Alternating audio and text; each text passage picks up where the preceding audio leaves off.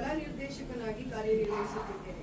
ನನ್ನದಾದ ಈ ತೊಡಗಿಸಿಕೊಳ್ಳುವಿಕೆ ಜಗತ್ತಿನ ಇವೆಲ್ಲವೂ ನನ್ನಲ್ಲಿ ರಂಗಭೂಮಿಯ ಬಗೆಗಿನ ವಿಶಿಷ್ಟ ಸಕಾರಾತ್ಮಕ ಶಕ್ತಿ ಮತ್ತು ಅದರ ಮಹತ್ವದ ಕುರಿತಾದ ನನ್ನ ನಂಬಿಕೆಯನ್ನು ಗಟ್ಟಿಗೊಳಿಸಿವೆ. ದ ಬೂಸ್ಟರ್ ಗ್ರೂಪ್ನಲ್ಲಿ ನನ್ನ ವಿನಮ್ರವಾದ ಪ್ರಾರಂಭಿಕ ಸೋಮನ ಲೀಲಾ ಸರೋಜ ಶ್ಯಾಮ, ಸೋಮನ ಲೀಲಾ ಸರೋಜ ಶ್ಯಾಮ, ಜಯ ಜಯ ಶ್ರೀರಾಮ ರಾಮ. ತಾರಕ ನಾಮ ದಶರಥ ರಾಮ, ತಾರಕ ನಾಮ ದಶರಥ ರಾಮ, ರಘುಕುಲ ಸೋಮ ಶ್ರೀರಾಮ, ರಘುಕುಲ ಸೋಮ ಶ್ರೀರಾಮ, ಜಯ ಜಯ ಶ್ರೀರಾಮ.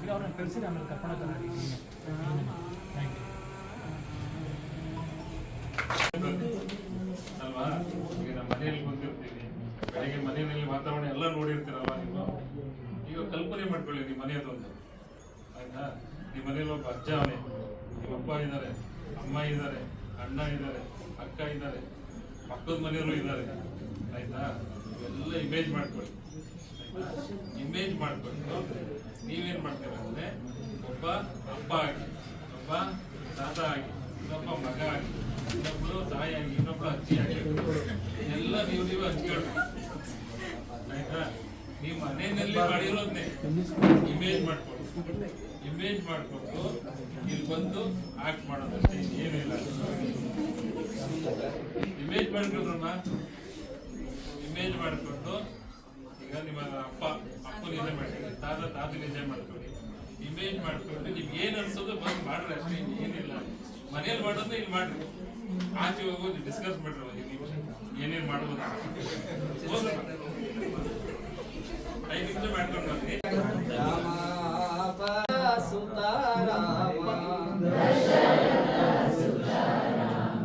ರಾಮ ಪರಂಧಾಮ ದಶರಥ ಸುತ ರಾಮ, ಜೊರಗೆ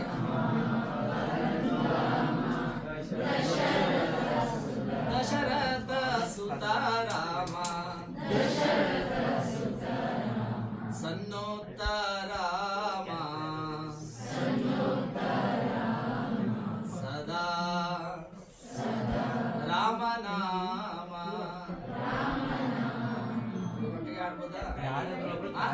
ರಾಮ ಪರಂಧಾಮ, ರಾಮ ಪರಂಧಾಮ ದಶರಥ ಸುತ ರಾಮ, ರಾಮ ಪರಂಧಾಮ ದಶರಥ ಸುತ ರಾಮ, ಸನ್ನೋತ್ತ ರಾಮ, ಸನ್ನೋತ್ತ ರಾಮ, ಸದಾ ರಾಮನಾಮ, ಸನ್ನೋತ್ತ ರಾಮ, ಸದಾ ರಾಮನಾಮ.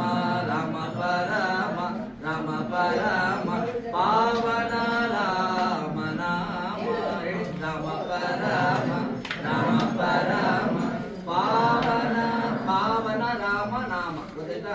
ರಾಮ ಪರಮ, ರಾಮ ಪರಮ ಪಾವನ ರಾಮನಾಮ. ಫಸ್ಟ್ ಇಲ್ಲಿವರೆಗೂ ಜೋರಾಗಿ ಆಡೋಣ, ಓಕೆನಾ? ಆಡೋಣ ಜೋರಾಗಿ. ಜೋರಾಗಿ ಆಡಿದ್ರೆ ಮ್ಯೂಸಿಕ್ ಜೋರಾಗಿ ಕೊಡ್ತೀನಿ. Ready, 1 2 3 start. ರಾಮ ಪರಂಧಾಮ ದಶರಥ ಸುತ ರಾಮ, ರಾಮ ಪರಂಧಾಮ ದಶರಥ ಸುತ ರಾಮ, ಸನ್ನೋತ್ತ ರಾಮ, ಸದಾ ರಾಮ, ಸದಾ ರಾಮನಾಮ, ರಾಮ ಪರಮ, ರಾಮ ಪರಮ ಪಾವನ ರಾಮನಾಮ.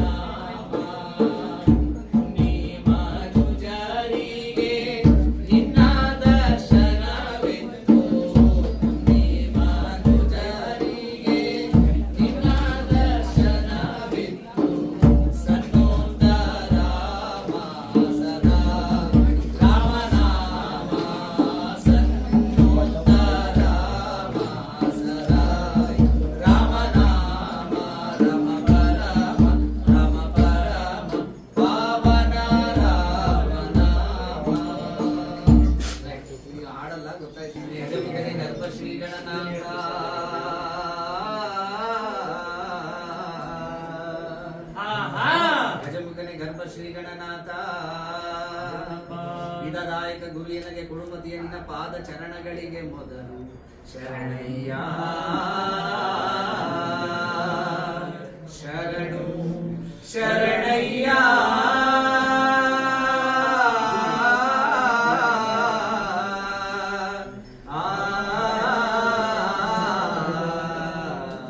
ಶಂಕರ ಆಡಿದವರ ಮನವಾಬಲ್ಲೆ ನೀಡಿದವರ ನಿಜವಾಬಲ್ಲೆ ಸಿದ್ದಯ್ಯ ಸ್ವಾಮಿ ಬನ್ನಿ ಮಂಟೇದ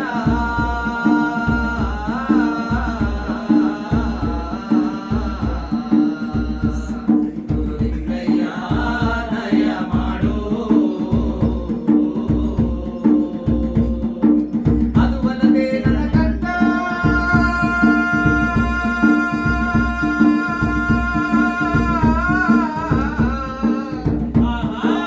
ಅದುವಲ್ಲದೆ ನನ್ನ ಕಂದ ನಾಡ ಕಲಿಯುಗದಲ್ಲಿ ಹೇಳಪ್ಪ ನನ್ನ ಮಗನೇ ಇಲ್ಲಿ ಸಿದ್ದಪ್ಪ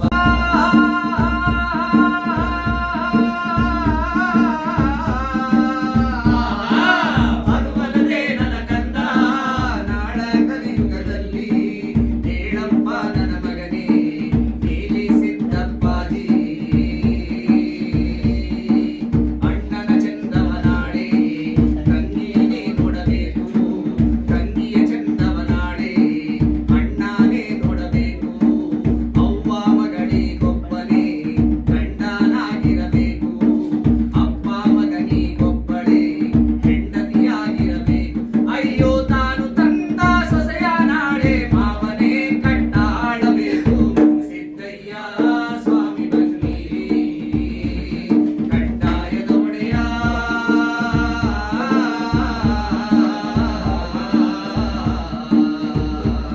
ಗುರುಲಿಂಗಯ್ಯ ದಯ ಮಾಡೋ ಅದುವಲ್ಲದೆ ನನ್ನ ಕಂದ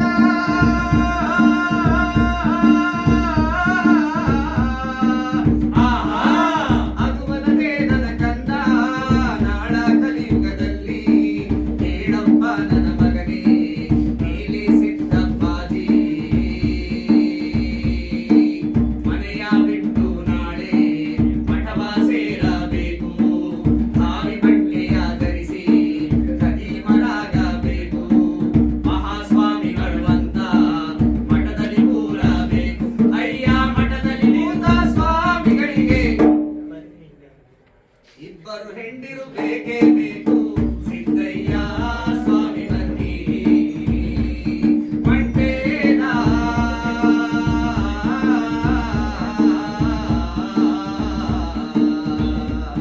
ಗುರುಲಿಂಗಯ್ಯ ದಯ ಮಾಡೋ ಆಡಿದವರ ಮನವಾಬಲ್ಲೆ ನೀಡಿದವರ ನಿಜವಾಬಲ್ಲೆ ಸಿದ್ದಯ್ಯ ಸ್ವಾಮಿ ಬನ್ನಿ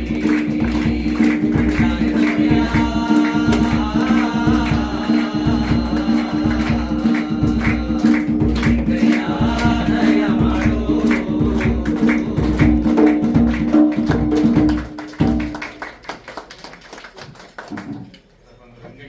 ಸಿಂಪಲ್ ಆಗಿರ್ತದೆ.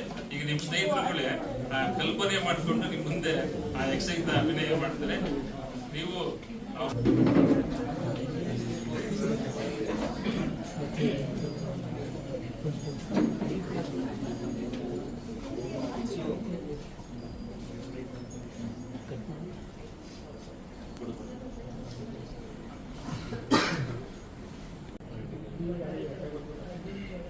Incoming voice call from Blue Dot.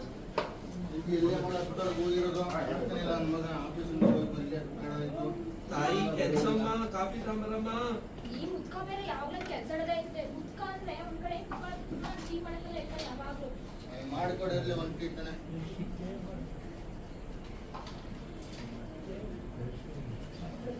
ಈ ಪದ್ಮಮ್ಮ ನಿಮ್ಗೊಂದು ವಿಷಯ ಗೊತ್ತಾ? ನಮ್ಮ ಪಕ್ಕದ ಮನೆಯವರು ನಮ್ಮ ಮಗ ನೋಡಿದ್ರೆ ಅಷ್ಟು ಹೈಯರ್ ಎಜುಕೇಶನ್ ತಗೊಂಡು ಪಕ್ಕದ ಮನೆಯವ್ರು ನೋಡಿದ್ರೆ ರಂಗಭೂಮಿ ಸಂಜೆ ಮತ್ತೆ ಅವ್ರಿಗೆ ಏನು ಅಂತ ಸಿಗುತ್ತೆ. ನನ್ನ ಮಗ ನೋಡಿದ್ರೆ ನಂಗೆ ಎಷ್ಟೊಂದು ಹೆಲ್ಪ್ ಮಾಡ್ತಾರೆ. ಅವ್ರ ಮಗ ರಂಗಭೂಮಿಗೆ ಹೋಗಿ ಏನು ಅಚೀವ್ ಮಾಡ್ತಿದ್ದಾನೆ.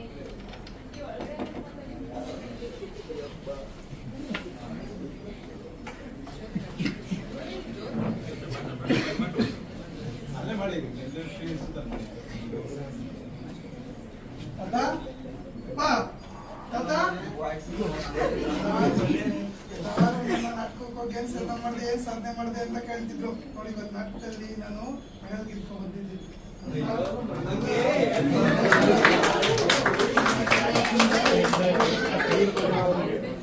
ಅಮ್ಮ ಇವತ್ತು ನಾನು ನಾಟಕದಲ್ಲಿ ನಟನೆ ಮಾಡಿ ನಾನು ಮೆಡಲ್ ಗೆದ್ಕೊಂಡ್ ಬಂದಿದ್ದೀನಿ. ಎಲ್ಲಾರು ಬೈತಾ ಇದ್ರಲ್ಲ, ಇಲ್ಲ ಅಮ್ಮ ನಾನು ನಾಟಕನೇ ಮಾಡಿ ತಗೋ ಬಂದಿರೋದು. ಎಲ್ಲ ಕರ್ಕೊಂಡ್ ಬಂದಿದ್ದೆ, ಯಾರೋ ಮನೆಗೆ ಹೋಗ್ಬಿಟ್ಟು ಕರ್ಕೊಂಡ್ ಬಂದಿರ್ತೀಯ. ನಾನು ನಾಟಕ ಮಾಡಿನೇ ತಗೋ ಬಂದಿರೋದು. ಎಲ್ಲ ನಿನ್ ತಂಗಿ ಎಲ್ಲೋದಳು? ಹೇಳಿ ಯಾವ್ದು ಅಂತ. ಇಲ್ಲಿ ಬರ್ರೆ.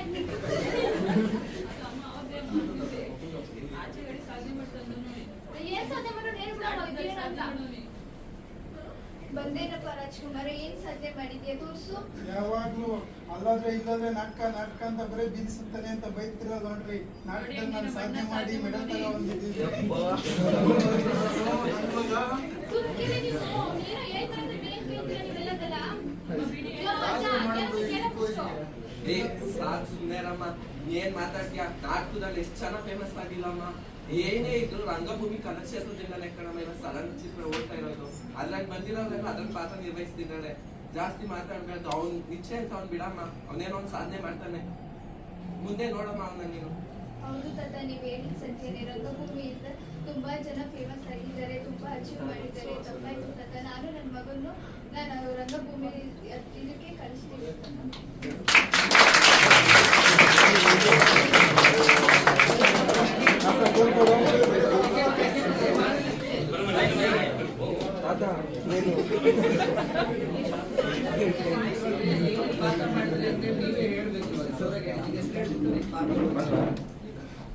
ನನ್ನ ಹೆಸರು ಒಂದು, ನಂದು ಮಗನ್ ಪಾತ್ರ. ಇವರು ನಮ್ಮ ತಾತ.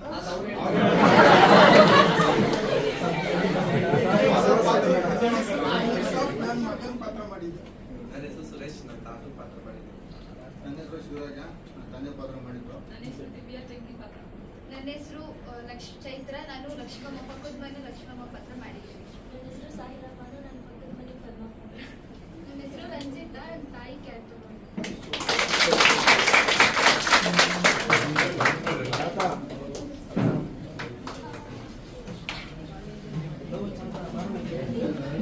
ಈಗ ನೀವು ನೋಡಿದಂತ ಒಂದು ದೃಶ್ಯ ಏನಿದೆ ಇದನ್ನ ಕಲ್ಪನೆ ಮಾಡಿಕೊಂಡು ನಿಮ್ಮ ಮುಂದೆ ಅಭಿನಯಿಸಿದ್ದು. ನಟನಿಗೆ ಬೇಕಾಗಿರತಕ್ಕಂಥದ್ದು ಅಬ್ಸರ್ವೇಷನ್. ಏನ್ ಅಬ್ಸರ್ವ್ ಮಾಡಿದ್ರೆ ಆದ್ರೂ ಹೇಳ್ರಿ ಯಾರಾದ್ರು ಏನ್ ನಾವು ನೋಡಿದ್ರ ಕಾಸ್ಟ್ಯೂಮ್ ಹೇಳಿ ನಿಂತ್ಕೊಂಡು ಹೇಳಪ್ಪ. ಏನ್ ನಿನ್ನ ಹೆಸರು ಹೇಳು, ಪರಿಚಯ ಮಾಡಿದ್ವ? ತೇಜಸ್. ಓಕೆ, ಕಾಸ್ಟ್ಯೂಮ್ ಚೆನ್ನಾಗಿತ್ತು ಅಂತಾನೆ. ಆಮೇಲೆ ಓಕೆ, ಆಮೇಲೆ ಎಕ್ಸ್ಪ್ರೆಷನ್ ಚೆನ್ನಾಗಿತ್ತ? ಓಕೆ, ಆಮೇಲೆ ಹೇಳೋಣ. ಅವ್ರ ರಂಗಭೂಮಿ ಬಗ್ಗೆ ಮಾತಾಡಿದ್ದು ಇಷ್ಟ ಆಯ್ತಾ? ಇಷ್ಟ ಆಯ್ತಾ, ಇಷ್ಟ ಆಗ್ಲಿಲ್ವಾ? ಇಷ್ಟ ಆಯ್ತು.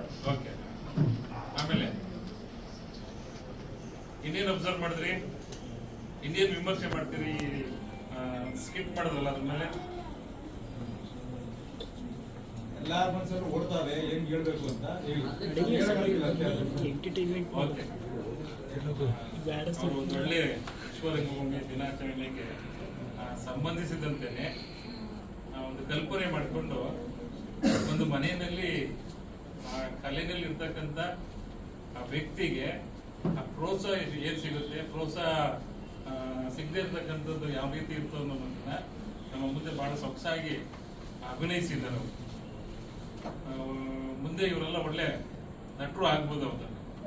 ಹಾಗೆ ಒಳ್ಳೆ ಇಮೇಜಿನೇಷನ್ ಶಕ್ತಿ ಇದೆ ಅವರಿಗೆ. ದೇವರು ಒಳ್ಳೇದು ಮಾಡಲಿ ಅವರಿಗೆ. ಅದೇ ತರ ನೀವು ಪಾರ್ಟಿಸಿಪೇಟ್ ಮಾಡಿ ನಿಮ್ಮ ಕಾಲೇಜುಗಳಲ್ಲಿ ಆಗಿರ್ಬೋದು, ಮನೆಯಲ್ಲಿ ಯಾವುದೇ ವೇದಿಕೆ ಸಿಕ್ಕಿದ್ರೆ ಸಾಂಸ್ಕೃತಿಕವಾಗಿ ತೊಡಗಿಸ್ಕೊಳ್ತಕ್ಕಂಥ ಯಾವುದೇ ವೇದಿಕೆ ಸಿಕ್ಕಿದ್ರು ದಯಮಾಡಿ ಕಳ್ಕೊಂಬೇಡಿ. ಯಾರಿಗೂ ಸಿಗೋದಿಲ್ಲ. ನಟನ ಕಲೆ ಅನ್ನೋದು ಭಿಕ್ಷಾ ಪಾತ್ರ ಇದ್ದಂಗೆ. ಒಬ್ಬ ಭಿಕ್ಷಕ್ಕೆ ಏನ್ ಮಾಡ್ತಾನೆ, ಎಲ್ರೂ ಮನೆಯಲ್ಲಿ ಹೋಗಿ ಭಿಕ್ಷೆ ಎತ್ಕೊಂಡ್ ಬರ್ತಾನೆ. ಎಲ್ರೂ ಮನೆಯಲ್ಲೂ ಒಂದೇ ತರ ಊಟ ಹಾಕೋದಿಲ್ಲ.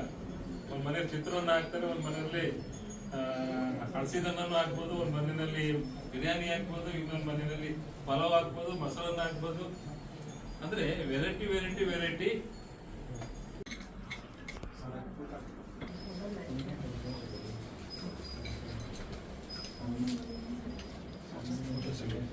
ಫೋಟೋಸ್ ಬೇಕು.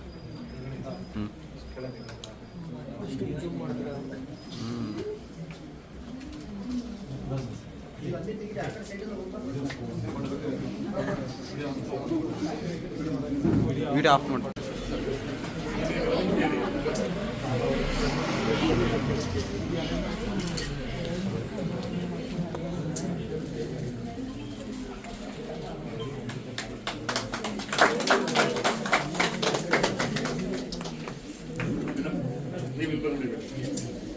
ಸರಿ ಮೇಡಮ್.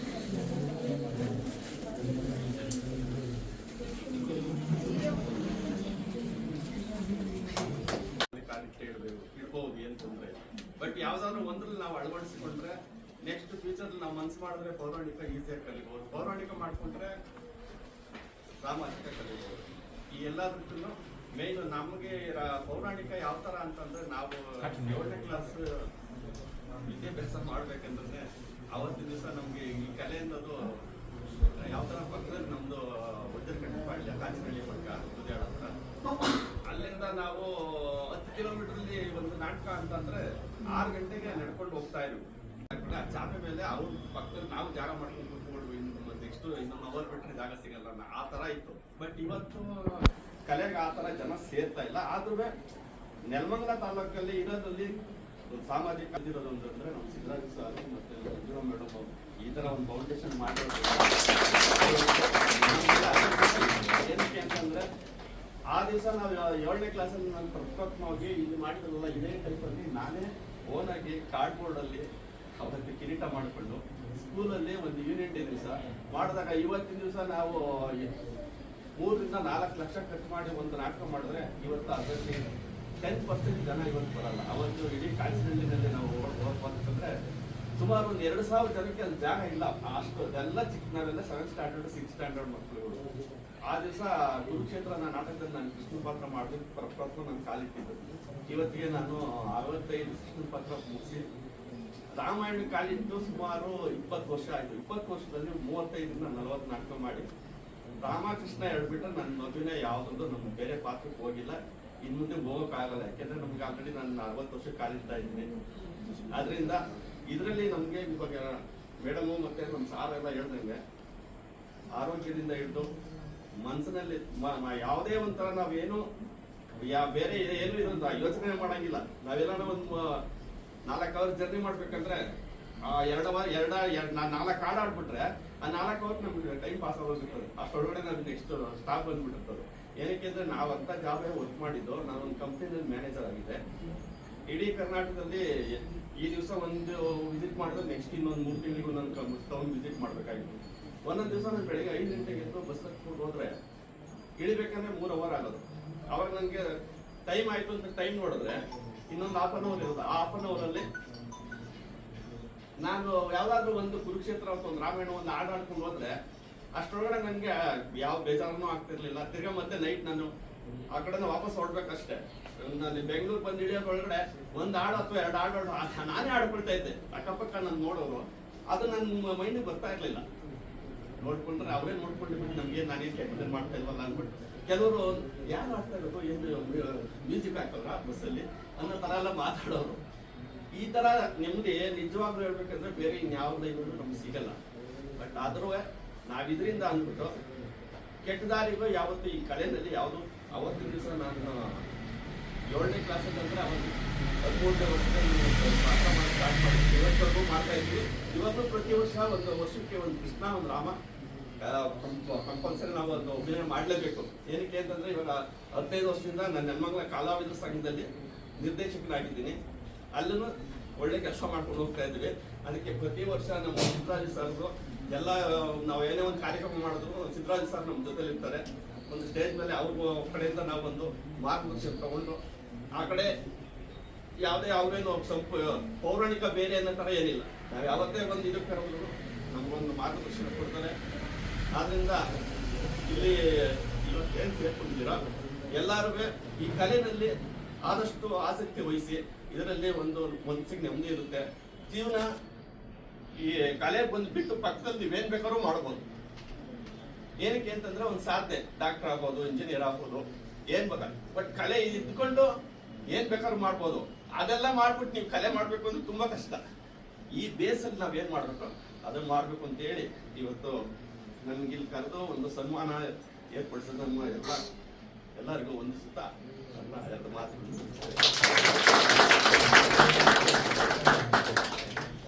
ನಮ್ಮ ಕೃಷ್ಣಪ್ಪನವರು ಅವ್ರಿಗೆ ಇನ್ನೂ ಒಳ್ಳೆ ಆರೋಗ್ಯ ಕೊಟ್ಟು ಕಲಾಕ್ಷೇತ್ರದ ಇನ್ನೂ ಚೆನ್ನಾಗಿ ಕೆಲಸ ಮಾಡಲಿ ಅಂತೇಳಿ, ಹುಮ್ಮಸ್ ಬರಲಿ ಅಂತೇಳಿ ನಾವೆಲ್ಲ ಸೇರಿ ಜೋರಾದ ಚಪ್ಪಾಳೆ